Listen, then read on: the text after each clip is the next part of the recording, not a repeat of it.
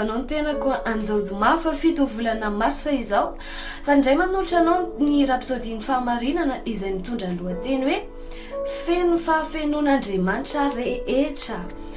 Ao amin'ny Efesiana 4:7-7 dia milaza ary alala ny fitiavan'i Kristy izay mihoatra noho ny fahalalana mba hamenonanareo ho amin'ny fahafenoan'Andriamanitra rehetra. Hoy izy lehilahin'Andriamanitra hoe sainisainy indray izay vao nivakiantsika teo. Azonao ve ny dikany hoe feno fahafenoan'Andriamanitra rehetra?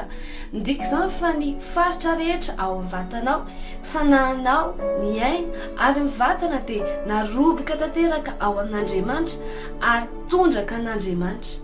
Feno an'Andriamanitra ianao.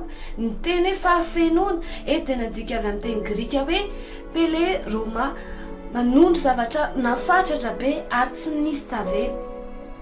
Noho izany, amin'ny tsy feno ary tanteraka ianao ao amin'Andriamanitra. Feno amin'ny vesatra, amin'ny faharatapony indrindra avy amin'Andriamanitra ianao. Amen. Ao amin'ny Kolosiana 2:2-10 dia manamafy Paoly hoe ary ianareo dia tanteraka ao aminy, izay lohany fanapahana sy ny fahefana rehetra. Ianao dia plero feno ao aminy, ny maha olona anao manontolo ankehitriny, ny firafitra ny fiainanao rehetra dia feno an'i Kristy. Izany ny fiainan'ny kristianisma. Izany zava-misy izany dia midika fa amin'ny maha-kristiana anao dia mikambana amin'ny Kristy ao anatin'izay rehetra mahatalanjona izany isika. Tsy feno an'i Kristy fotsiny isika fa tenan'i Kristy koa. Manazava izany bebe kokoa ny Efesiana 1:2-20 ka hatramin'ny 7:20 izao voalazao dia nampanaiky ny zavatra rehetra ho eo ambany tongony izy ka nanao azy lohany manapaka ny zavatra rehetra ho amin'ny fiangonana izay tenany dia ny fahafenoana izay maneho izao zavatra rehetra izao amin'ny rehetra. Ny fiangonana ny tenan'i Kristy no fahafenoana dia ilay mameno ny zavatra rehetra. Kristy no mameno ny zavatra rehetra ary amin'ny mahafiangonana antsika dia isika ny fahatanterahana izany fahafenoana izany. Amen. Kristy ao amintsika ary isika ao aminy.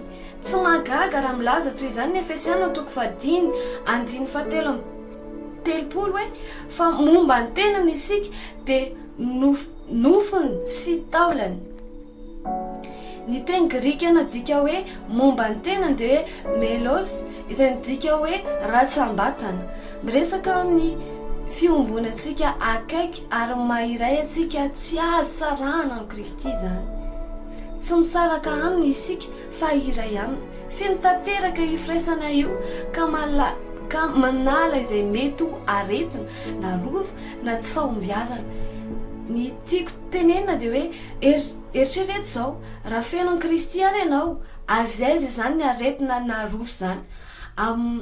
Amin'ny fomba ahoana no mety hisy ny zavatra tsy madio ao anatinao raha ny fahafenoan'i Kristy no mameno ny faritra rehetra amin'ny tenanao.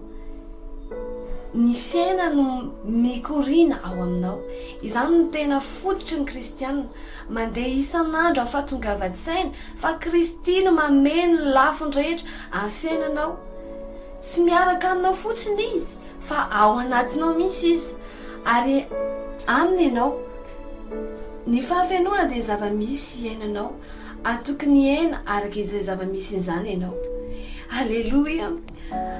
Ny rapsodiantsika androany dia manamafy ianao hoe tokony tonga fahatongavan-tsainanao hoe ny fahombiazan'Andriamanitra rehetra, ny fahaiza-manao n'Andriamanitra rehetra dia efa ao anatinao, tsy eo akaikinao fa ao anatinao ary tokony ho fiainanao raha kristianina ianao. Amin'izao fotoana izao, raha resy lahatra amin'izany teny izany ianao dia anao an'izao vavaka izao. Za ilaza dia ianao amerina azy. Ny anaran'i Jesosy, ray malalo, misaotra naneo ahy ny fahamarinana, feno amin'ny fahefany Kristy aho. Feno anao aho, ny fanahiko, ny aina ary ny vatako.